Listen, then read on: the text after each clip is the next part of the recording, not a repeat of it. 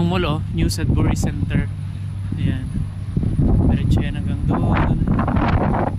Tapos Walmart, connected yan lahat. Ito yung parking nila, oh, ang gawang. Problema sa parking, walang una-unahan, napakaluwang. Yung mall na yan, diretso yan hanggang doon sa Shoppers doon sa dulo, hanggang dyan. Dyan, konektado yan lahat. Pahabas na